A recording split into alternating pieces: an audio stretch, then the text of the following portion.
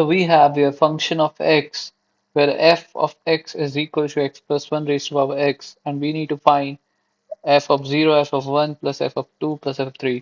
So it's very easy question. We just need this is for f of 0, function of 0, it's the value of x is equal to 0. So we just need to put the 0 in the place of x, and we need to find the answer that way. So if we put here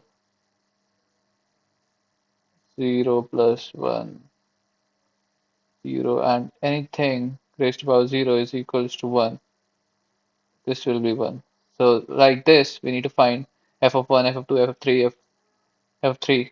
So for 1, if you put 1, it will become 1 plus 1, well, 1 will be 2.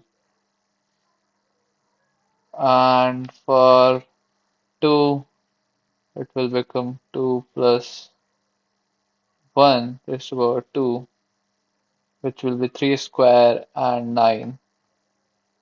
And for 3, it will become 3 plus 1 raised to power 3, which is 4 into 4 into 4, 4 4 is 16, and 16 into 4, 64.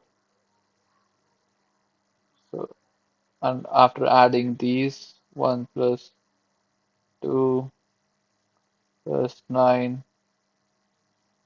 plus 64, it will be equal to 65. This will be 73, 74, 75, 76. The answer should be 76. As easy as that. This is from the chapters functions. We are starting functions now, and if you have any doubts, you can ask me in the comment section.